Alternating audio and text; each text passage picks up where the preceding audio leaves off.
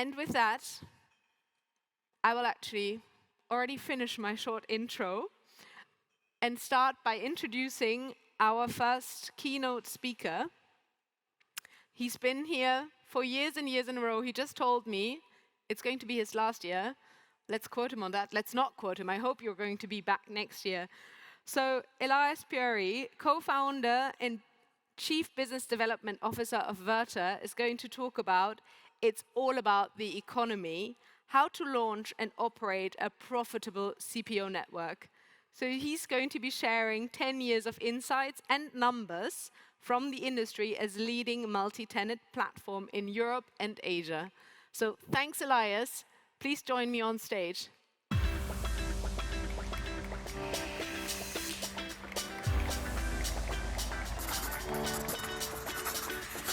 Welcome. Thank you.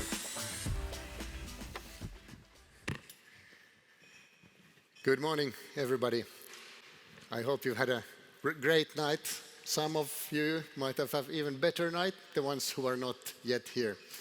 When I got to know my speaker slot, I said that today, this time of the morning, I will see only true professionals, the true believers in the audience. So I'm really happy that you are here. I believe you are the most important people I want to talk with.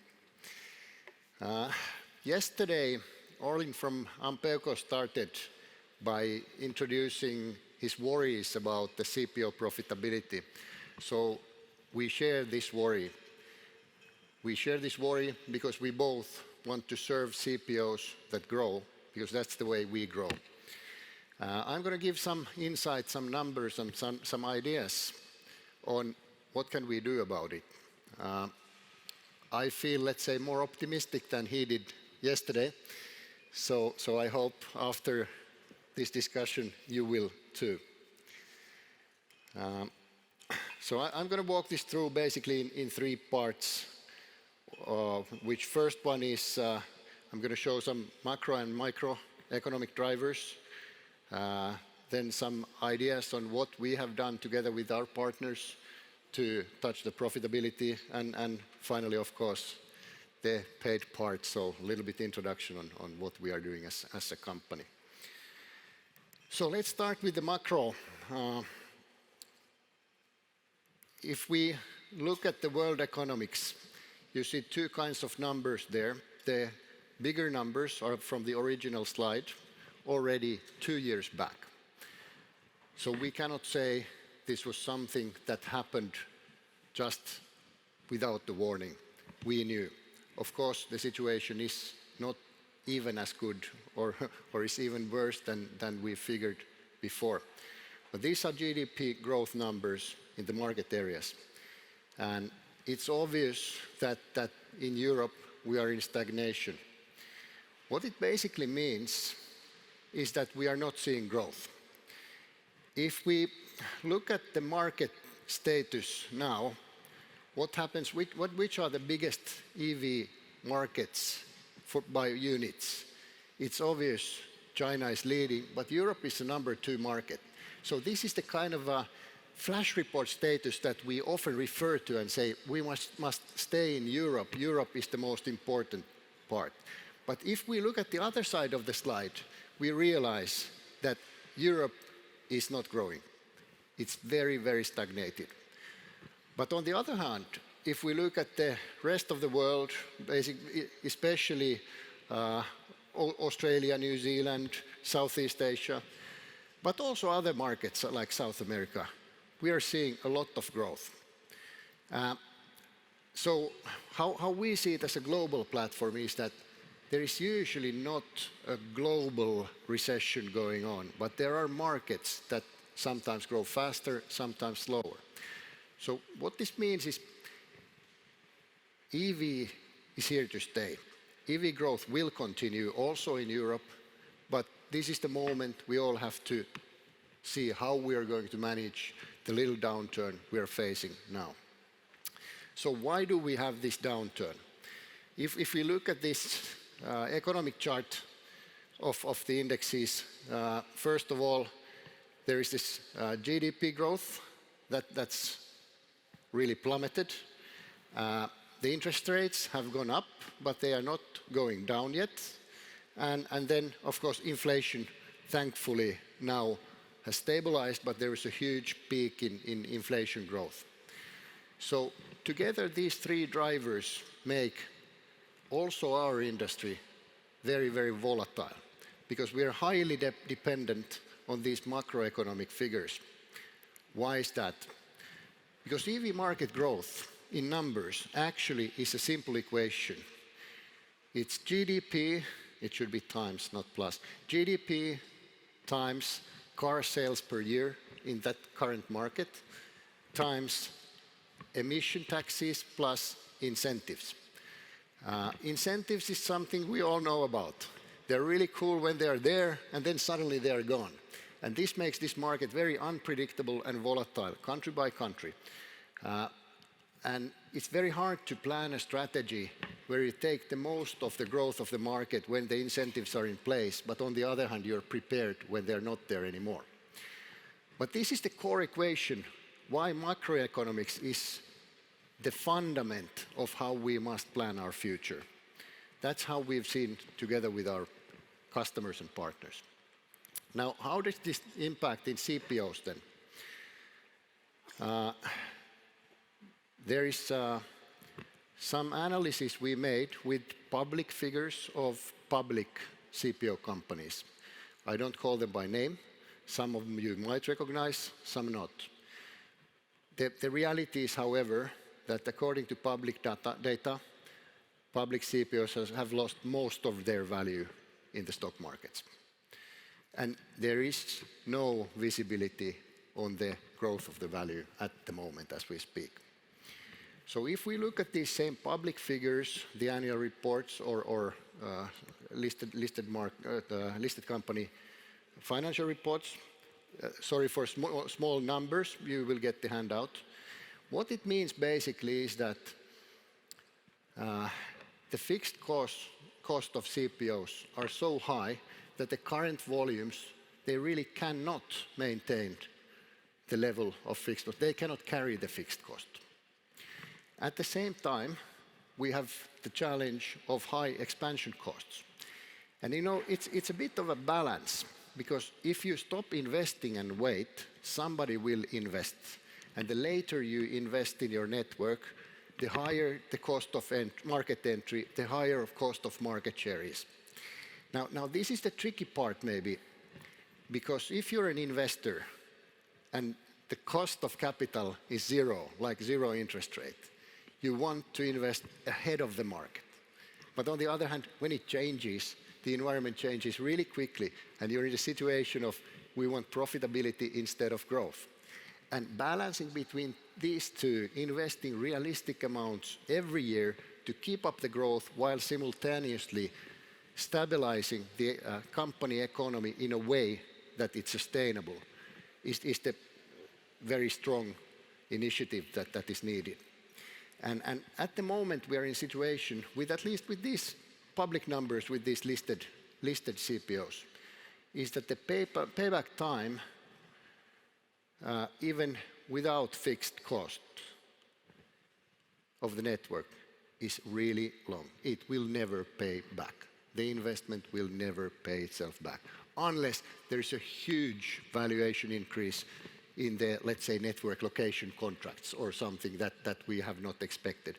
But on a balance sheet level, we can say that this is the reality. And so how are we going to solve it and tackle it? Again, a lot of words in the slide, very busy slide, but when we discussed with both CPOs and consultants, we came up with the, let's say, savings/earnings potential list. And these are the, let's say, key findings we are seeing. So basically, of course, we are talking about utilization rate. That was the key theme yesterday. We must increase utilization rate. That's obvious, that's growing. But that's not going to solve a lot. Then there is the charge rate faster, that will actually bring some benefits, quite a lot of them.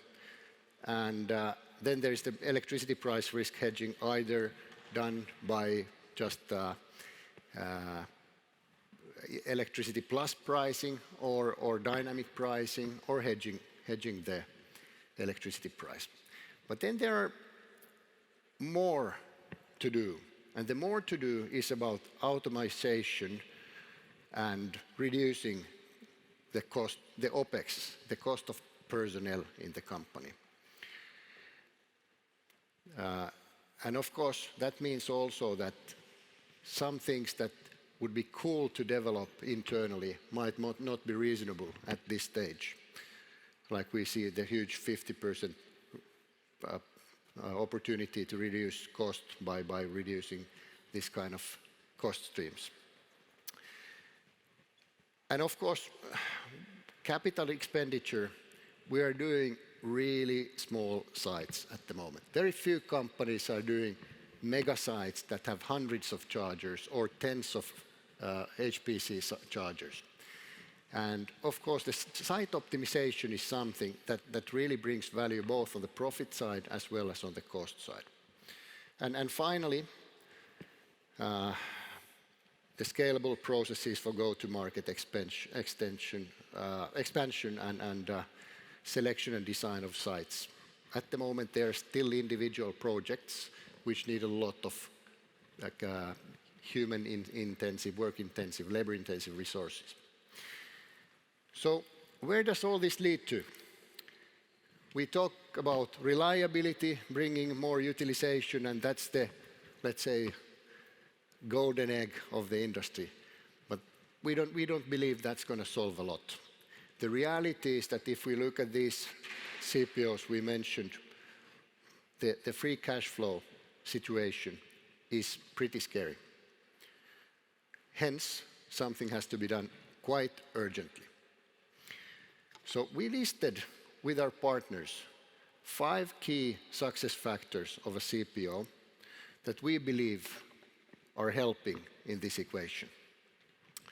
First is big enough sites. I'm going to come to that with an explanation or example on what it really means and how it benefits.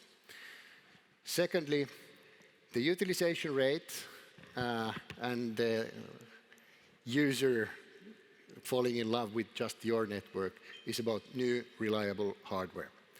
99% of all problems in EV charging, when the charger does not work, are hardware-based. The newest hardware works best, and it's also fastest. It's more convenient. Users love fast, reliable charging. It means also investment. It means that the investment plan you made for your network is taking into consideration the renewal of the network constantly for newer technology, better technology. It's not a one-off buy and forget investment. Number 3, of course, the subsidy programs also drive for very stupid locations, but we've also wanted to have geographical, geographically wide networks, and hence investing also in places where there are not enough users. So this is very much the same as any retail business. Location, location, location. Location really matters. The utilization rates in our platform, what we're seeing, are 100-fold from best one to the worst one. So you cannot really make a good business if your charger is somewhere where there are no EV drivers. And number 4, of course, is obvious, the OPEX. This industry is kind of splitting up into 2 kinds of players. Others are infra investors that are okay with small margins, infrastructure investments that are over a decade, maybe even 2 decades long. And that's fine. But on the other hand, the digital players, the ones who see this as more digital, game-changing industry, they are not. So maybe they are not good in the same basket. Maybe the infra investors will separate from EV charging business. And finally, there are new revenue streams available. Step by step, as the market matures, even the, let's say, long tail, very narrow streams come very, very beneficiary to the CPOs. So how can we support I give you two very quick examples just by talking, not showing too many details and numbers of this. First one, Gentari Petronas. Petronas is the #1 oil industry brand, third biggest oil company in the world, and they established Petronas established Gentari as a subsidiary to be the new business of green energy, green mobility. Basically, what is the difference of what they did on their side compared to many European, let's say, utilities or big companies starting their EV subsidiary? In Europe, what we often see, not always, don't blame me for this, but often see that the young guy, just graduated engineer, who is just joined the company, is put to see whether there is, look if there is something nice for us in the EV. Can you build us the EV thingy? So these guys did totally the opposite. They took the best people. They took the guys who already have exited from their startups.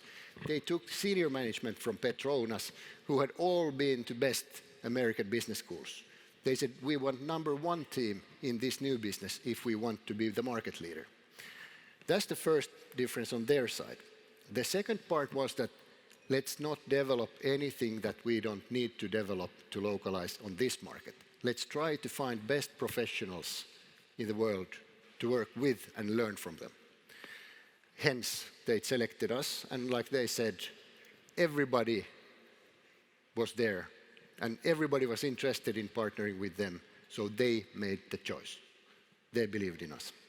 And where we got was that in 12 months, from zero, we were able, together with Gentari, build them market leadership in Malaysia, somewhat the market position in Thailand, leading to market leadership on the next stages, already known, and already a foothold in Singapore, and opening India. This all in 12 months in very, very, let's say, difficult markets to operate as a new company, to establish new entities, to build these kind of networks. Another part of their strategy, which is maybe different from many of us, there are some like Ionity that are pretty much the same. They said that AC is an add-on. We want HPC in best locations with partners. That's all. And with their investment strategy, I'm pretty confident that they will be both profitable, but also the leading player in Southeast Asia in a couple of years already, maybe next year. Second case, Finavia airports. All Finnish airports have EV charging. But with them, we did it a bit differently because they were ready to invest in hundreds of chargers per site. They understood that this is economies of scale. I remember when we did Helsinki Airport, it was the biggest largest charging site in Finland at the time, with over 400 chargers, now even more. And everybody was asking that, why do you build so much? There is no usage, there is no EVs. The plug-in rate is 80%, 80. But of course, it's a long-term parking, so you have to balance on what kind of service model you build there. What we did basically is, first of all, it's all energy managed chargers from the cloud. So different generations of chargers can be added. Actually, they added to the pools also their old chargers. This, first of all, meant that the grid connection is measured for about 5 kilowatts per charger, but the nominal power they're offering is 22. 22 because the 400 cars are not coming there at the same time. And because there are some hybrids involved and so on. So with 5 kilowatts of grid connection, they can provide 22 kilowatt charge. They integrated the rooftop solar to our system, or we did. Also, our system automatically limits the charging power according to the electricity price. So if there's peak hours in electricity price, the charging power is somewhat limited to cut the cost. These all airports participate in Finnish TSO Fingrid energy flexibility market with product FCRD, so frequency containment reserve disturbance. This means that when there is a blackout, something happens. I will show you in the next picture. They will also offset, they are also offsetting their CO2 and getting money for that. So there are many things you can do that add value when you have big sites, but what you cannot really do with one charger or 20 chargers. Now, what happens in the flexibility market? This is real-time example. The biggest nuclear power plant in Europe dropped out of the network just recently. And what happened? Our chargers, Finavia being one of the pool, also automatically reduced charging power to, I think, 50% or 40%. Not everything, but huge reduction. And when the pool of the chargers is big enough, that's not one CPO. It's actually you need thousands and thousands, or tens of thousands of chargers to be a realistic player in this market. It really matters. And every month we bill for this. We bill for the capacity to exist for Fingrid. But when there is an event like this, it's only seconds, maximally minutes. Then they pay us a lot of money. This is the most expensive electricity in the world. And of course, when we talk about V2G, we have everything in place. We are waiting for V2G cars and V2G chargers. This will multiply the profits of this kind of business model. So this is already existing. We are just waiting for the new technology to enhance this. And by the way, yesterday somebody said that it would be strange to use V2G for ad hoc charging when you're on an HPC charger. We totally disagree. These FCRD moments, they're very short. They're from seconds to 1 minute before the hydropower is totally on use, and they can move to next reserve level in the flexibility market. So definitely HPC is one of the most instrumental V2G and flexibility source in our network. So just a quick recap on our company. First of all, we are now in, I think, 8 countries with our own office. We have people in 14 countries, and we have customers in 36 countries. The number is growing. We are now also physically present in Benelux, Italy, Spain, Australia, and Thailand, starting this year. Why is this? It is because the customers, even if you were with the standard products, it's not just a tech stack you buy and then you live with it. You need support, you need customer success, you need good advice, you need expertise from the past. And it has taken a long time to build enough resources to enable this capability. Only this year we can truly launch that it's possible. One word about the Asia, I was mentioning Gentari. So 2 years ago we made a strategy on let's enter into Asia market. And we had a strategy called Southeast Asia Corridor. Now we have reached the point where we own Southeast Asia Corridor with over 50% market share. Of course, this is not all areas of all these countries, but these are the locations that are most profitable in EV charging in Southeast Asia. Just as an example. So we are growing fast. We are growing like 100% a year. Of course, this year, this will not be the case. But it's been like that. And why we are growing? We are growing because you, our customers, are growing. That's why we want to give insights for the CPOs on how to grow faster, how to grow more profitably, how to make more money out of new services we can provide. So just as a statistics, we have some 2 million events per month on our platform. So every 1.3 seconds, 1.5 seconds, there's a charging event starting. And of course, with the 3.2 megawatt capacity, together we're a pool where we can participate flexibility markets in many countries. And then there is the CPO infrastructure that is the core of everything, enabling all the business model. And when I talk about these energy services, for instance, for Finavia, or when I talk about energy flexibility being the cool new thing, it's not something you have to develop. It's already developed there on our system. It's a standard productized feature that has support functions, has a team in place, and that we can provide to our customers so that you don't have to invest yourself. And it's not an ad hoc thing we decided to do, but it's years and years of development through which we have more patents in the industry, in the platform side, not hardware, than any other company in the industry. Probably. The statistics are, of course, following quite late, so this is the status we are estimating, but at least that's how it seems. So, finally, we have 3 ways to approach the market. First is, like you see the Gentari case, one-stop shop, do it with us end to end, and you're instantly in the market within days and weeks with white label solutions where you can take the market and claim your market share. Of course, it's obvious that when companies grow, there are more needs, and especially when we go to markets that are very different from core markets of Europe, there are very specific needs that we cannot, unfortunately, cater with the very standard service.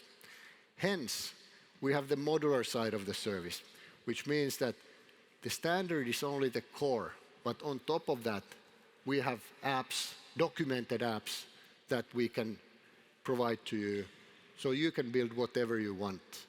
So everybody in the platform business like us says that it's best of both worlds.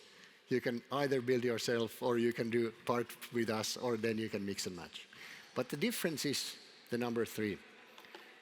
It is, like I said, documented APIs. Teams in place to develop the APIs together with the customer, because API is never something that you're happy with. You always have the next thing.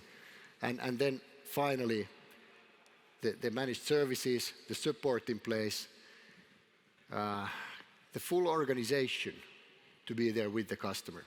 We haven't published this modular approach before publicly because we were not sure how well can we really deliver with limited team and super growth. But now when the growth is a little bit stagnating, we have had the time to build the organization to the level that we can honestly say that now we are here for you, now we can serve with all these models. Thank you.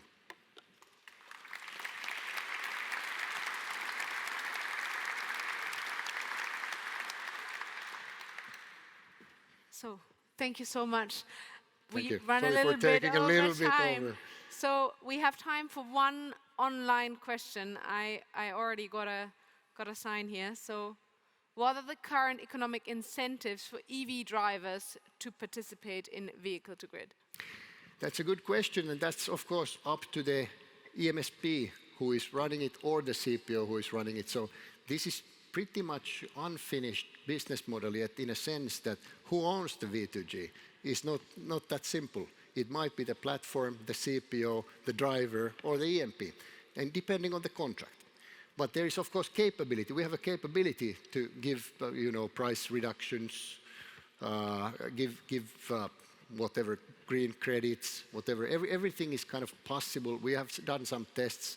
In UK, we tried, you can charge for free if you participate in V2G. But V2G is not here yet. So we shouldn't worry about that. And the energy flexibility, if you take a few seconds of your time not to charge instead of charge, I think that's the incentive that is going for the nature and going for the energy system. So that's not something that we should pay for at this point, but it's a CPO money. Thank you so much. I think there would be a lot more questions, but we sadly don't have the time, but you're going to be around. So I will be around, and hopefully I said enough so I don't have to come next year again. yes. Thank you so much. Definitely. Thank you so much, Elias. Thanks.